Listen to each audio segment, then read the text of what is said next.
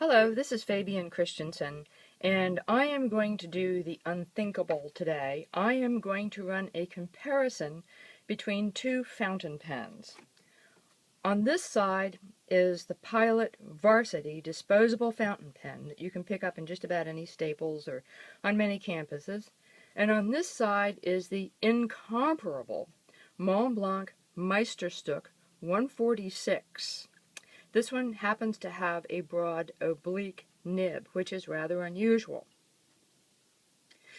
Now, I think one of the major points in comparing these two pens is that this one is one of the big top-of-the-line pens. There is one that's more expensive than this, but this one is expensive enough, and it's considered one of the best writing instruments on earth.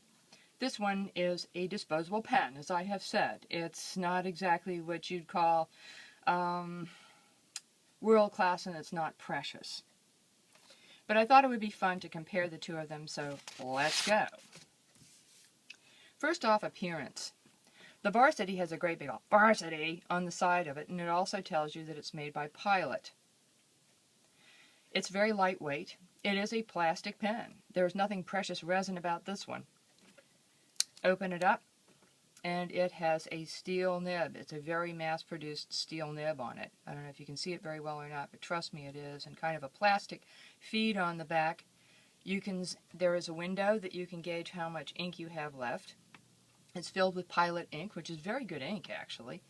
And there's not much more to say about it, except it's very lightweight, and the color of the plastic on the ends, on the jewel on the end, if you will, corresponds to the color of the ink.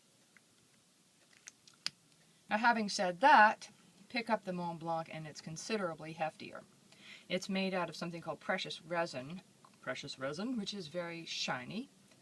It has a lovely jewel, a six-pointed white sort of snowflake / star. It's trimmed in gold. All of its fittings have wonderful engravings on them. This says Meisterstück number 146, and it even has an umlaut over the U, and then it says West Germany up here because it was pre-1990, and over here it has a serial number, there is no serial number anywhere on here. And then it's a piston fill, and this one is a no refill, and when you fill it up, you're going to twist this, and the piston gets, pushed down, and then it sucks ink up. You open it up, it has a magnificent two-toned nib. It's two-toned gold, 14-karat gold, and it's got a very thick, wonderful tip on the end. It has a well-considered feed. It also has a view window you can't see because it's filled up with ink, but it has a view window to tell you when your ink gets low. So in that, these two have a comparable feature or comparable set of features. It's just that the trim and the fit of this one is a lot more substantial than this one. Okay, ink capacity. This one has a pretty big ink capacity. However, since it has a very broad nib, the ink runs out fairly quickly on it, and you do have to refill it pretty often. If it had a smaller nib, if it was a fine or an extra fine, it would last for practically ever. This one, on the other hand, as you will see, writes a very fine line, and the ink that you have in it, that you get in it when you first obtain the pen, is going to last you for pages and pages and pages and pages. I haven't sat here and patiently written down every page I possibly could with this pen. However, I can assure you that having used them in college, they are pretty good in terms of you don't ever have to worry about running out of ink until you start seeing the ink level dropping precipitously. Okay, the nibs we've talked about. This one is steel, mass-produced. This one is gold-plated, and as you can see, the Varsity is much smaller than the Mont Blanc, and you can tell that the Mont Blanc has been considered by loads and loads of people. It's beautifully, beautifully engraved. The Varsity is not engraved. It is stamped. I don't know exactly what it says. I think Pilot something or other on it. I can't really see, but it just, it's not going to wow anybody except people that have never seen a fountain pen before. Now, I guess the proof of the pudding is how it writes, because that's actually basically what these things are for. They're actually to write on pieces of paper. So let's give this one a try. This is the cheapo Varsity, and it's going to be black ink, and it's Pilot black ink, which is very nice black ink. You can post it without any problem at all, because remember, this is a very light pen.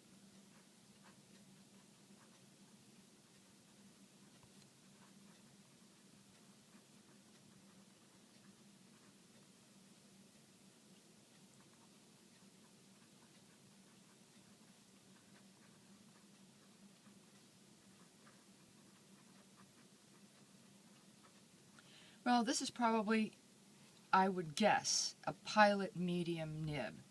Pilot's nibs run very small, very narrow, and I have to say is a fairly unscratchy experience. I mean, it's not going to be as smooth as silk, and there is a good deal of road feel to it.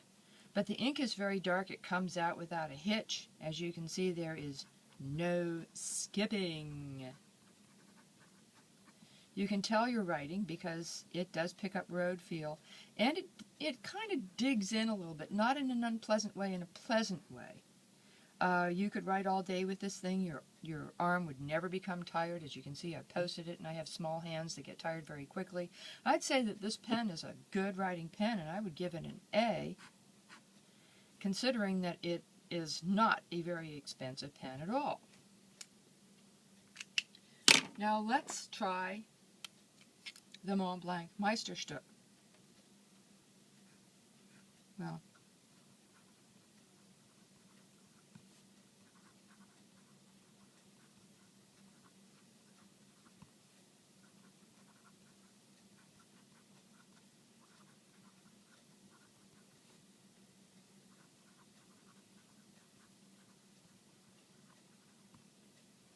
alrighty, there was a small skip at the beginning, as you could see. But I think that has to do more with the fact that there's a lot of ink that has to come out of the tip of this pen. So I'm going to forgive it. That's trespasses, because let me tell you something. This is a smooth ride.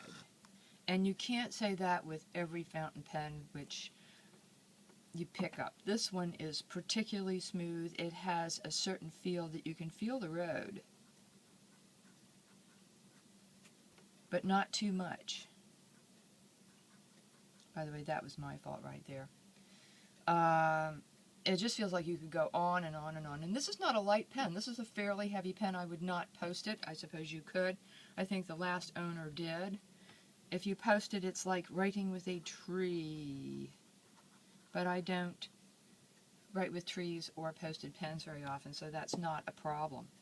The ink comes out in a most pleasing way. You can tell what color it is very easily. If there are any bits and pieces of shading on there, you can see it very easily. This happens to be Pilot Blue, just regular old Pilot Blue, not the upper type of Japanese Pilot ink. And there is a certain amount of subtle shading, and you really can see it with this Meisterstück. It's a pure pleasure to write with. And maybe when you first start up, after you have not used it for a minute or two, it does take a little while for that capillary action to get the ink to come out of it, but that's not a big deal. It's not a game changer for me. Now, prestige.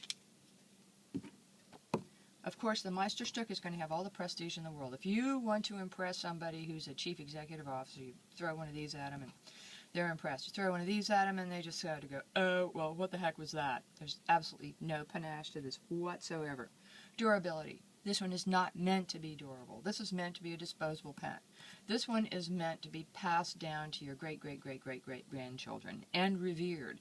So it is made very, very strongly. It's not unbreakable, and I would take care of one of these if I were you. I've heard that this precious resin that it's made out of can shatter like glass, so don't be dropping it. But then again, if you paid a lot for a pen, you wouldn't be dropping it. Now, as far as the price is concerned, this is $1.50. Okay? This is considerably more than $1.50. I think this is coming in right now. If I bought a 146 new, it would be somewhere around $700. with the oblique broad nib. Now, you can write in and say, no, it'd be $712 or whatever. It's somewhere around $700, I do believe, last time I looked. So you pays your money, but you don't need to take any chances because I've already taken them for you. Personally, I went all the way through college with these back in the good old days, and they worked really great. But now that I'm a big grown-up lady, I wanted to reward myself with one of these, and it was quite a nice reward. But now you know what I found the difference to be between the king of pens and, I don't know, I guess you call it the Joker, but it's a really good Joker. Both of these have a place in everybody's pen collection if you're a pen collector, and I highly recommend both of them, and I also highly recommend Pilot ink.